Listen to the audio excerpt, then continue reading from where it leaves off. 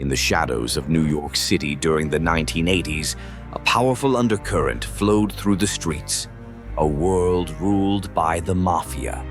The Five Families, a term that struck fear and commanded respect, operated like a well-oiled machine.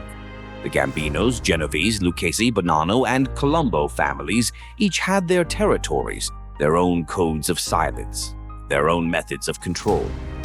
At the center of this storm was John Gotti, the so-called Teflon Don. With his flashy style and charisma, Gotti became the face of organized crime. He was a master of manipulation, charming the public while orchestrating a reign of terror behind the scenes. His rise to power was nothing short of meteoric, as he took over the Gambino family and turned it into a criminal empire. Gotti's audacity was unmatched. He flaunted his wealth and power, believing he was untouchable. But in the world of the Mafia, pride often comes before a fall. The tactics employed by the Mafia were ruthless. Extortion, racketeering, and violence were just the tip of the iceberg. They infiltrated legitimate businesses, controlled labor unions, and even had their hands in the lucrative drug trade. Fear was their currency, and loyalty was enforced through intimidation. Those who crossed them often met grim fates, a stark reminder of the consequences of betrayal. But the 1980s also marked the beginning of the end for the Mafia's reign. The FBI, armed with new strategies and a relentless determination, began to dismantle the criminal networks that had thrived for decades. Undercover operations, wiretaps, and informants turned the tide.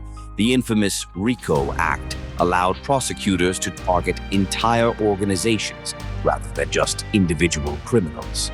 The walls began to close in on Gotti and his associates. As the law tightened its grip, the once invincible Gotti found himself facing a barrage of indictments.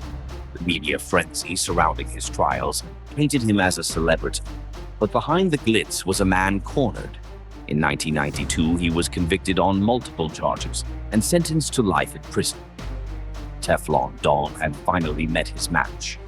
The downfall of Gotti was a turning point, but it didn't signify the end of the Mafia. While their power waned, the legacy of the Five Families lingered. The streets of New York still bear scars from their reign, a testament to a time when the Mafia ruled with an iron fist. The dark secrets of the 1980s serve as a chilling reminder of the thin line between power and downfall, a narrative woven into the very fabric of this city.